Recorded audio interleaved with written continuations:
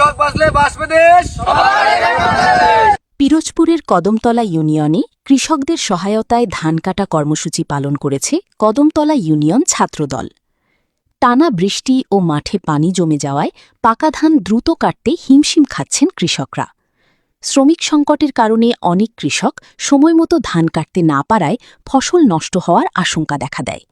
এমন পরিস্থিতিতে কৃষকদের পাশে দাঁড়িয়ে ধান কেটে সহযোগিতা করছে পিরোজপুর সদর উপজেলার কদমতলা ইউনিয়ন ছাত্রদলের নেতাকর্মীরা।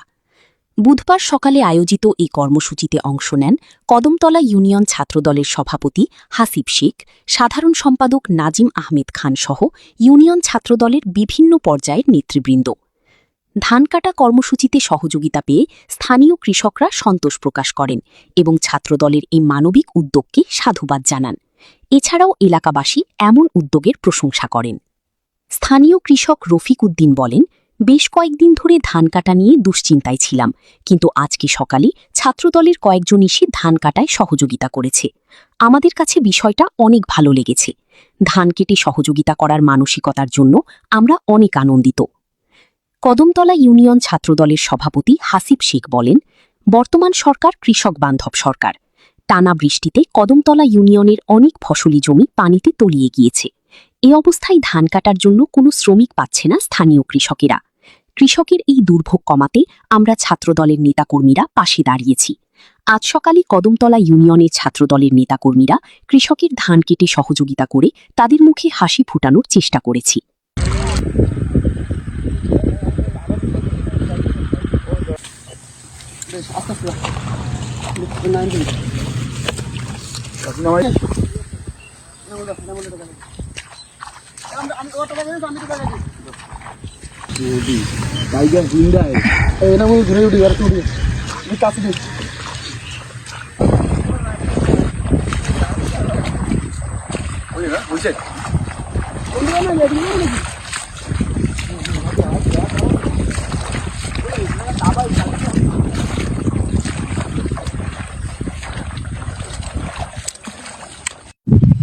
আমরা ২ নং কদমতলা ইউনিয়ন ছাত্রদল কৃষকদের মাঝে সবসময় ছিলাম, আসি, থাকবো, এখনো আছি।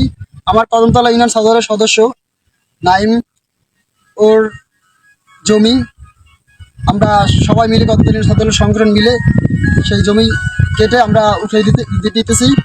আমরা চাই যে কদমতলা ইউনিয়ন ছাত্রদল গরিবদের পাশে থাকুক, কৃষকদের পাশে থাকুক।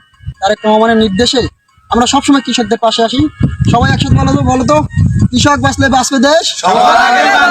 আমরা সবাই কৃষকদের পাশে আসি। আর আমাদের এই নিউজ বার্তা যদি শুনে কোনো কৃষক আমাদের বলে আমাদের ধান কেটে দিতে হবে, আমরা ইনশাল্লাহ সবাই একসাথে মিলে তার ধান কেটে দেবো। একসাথে আছি। ধন্যবাদ। বিসমিল্লাহির রহমানির রহিম। কৃষক বাঁচলে বাঁচবে দেশ, সবার আগে বাংলাদেশ। আমরা ২ নং কদমতলা ইউনিয়ন ছাত্রদলের পক্ষ থেকে আজকে উদ্যোগ নিয়েছি। প্রান্তিক কৃষক যারা রয়েছে তারা মূলত বৈরী আবহাওয়ার কারণে এই ধান নিয়ে খুবই বিপাকে। আমরা বাংলাদেশ জাতীয় ছাত্রদল সবসময় কৃষকের পাশে থেকেছি। আমাদের যিনি ধারক বাহক, আমাদের দেশনায়ক জনাব তারেক রহমান সাহেবের নির্দেশনা, কৃষকের পাশে সবসময় থাকতে হবে। এই দক্ষিণ এশিয়ার সর্ববৃহৎ সংগঠন বাংলাদেশ জাতীয় ছাত্রদল বিগত দিন থেকে সবসময় কৃষকের পাশে থেকেছে এবং সাধারণ মানুষের দুঃখে সুখে সবসময় ছাত্রদল পাশে থেকেছে।